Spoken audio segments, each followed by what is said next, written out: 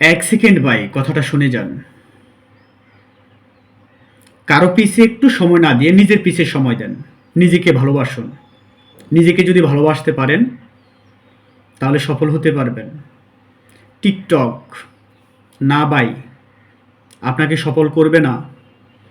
YouTube আপনাকে সফল করবে না। তবে কথা আছে, আপনি যদি ফিনান্সিয়ালভাবে, যেটা হচ্ছে পার্সোনালিটি, ফিউচারে আপনি ইউটিউবকে নিয়ে নেন, তাহলে ধীরে ধীরে ধীরে ধীরে ধীরে ধীরে আগাইতে হবে। তাহলে আপনি ইউটিউবার হতে পারবেন। আপনি হুট করে আজকে আসছেন, ভালো লাগছে ভিডিও দেখার জন্য, গান শোনার জন্য, খারাপ কিছু দেখার জন্য, ওয়াজ শোনার জন্য, তাহলে কিন্তু আপনি সময়টা নষ্ট করে ফেললেন। আপনার যখন আপনি এসএসসিতে পড়েন, নবম শ্রেণীতে পড়েন, ইন্টারমিডিয়েটে পড়েন, তখনকার বয়সটা না অনেক ক্রিটিক্যাল একটা বয়স। কিন্তু বয়সটাকে মানে সমঝোতায় রাখেন, ভালো কিছু করতে পারবেন ভাই। বন্ধু বান্ধবের যে ব্যাপারটা হচ্ছে, এই বয়সে আপনাদের সবচেয়ে বেশি বন্ধু বান্ধব। তবে বন্ধু বান্ধব দেখবেন, টাকা আছে, বন্ধু বান্ধব আছে, টাকা নেই, বন্ধু বান্ধব নেই।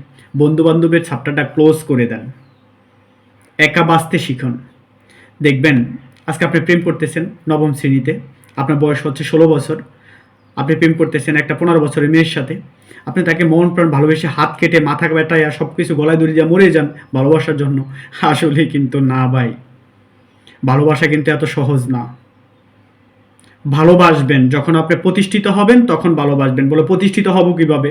এখন থেকে বাবা মা 20 টাকা দেয় আপনাকে নাস্তা করার জন্য, সেখান থেকে 10 টাকা সঞ্চয় করেন, প্রতিষ্ঠিত হন। দেখবেন বহুত নারী আপনার পিছনে পিছনে আছে।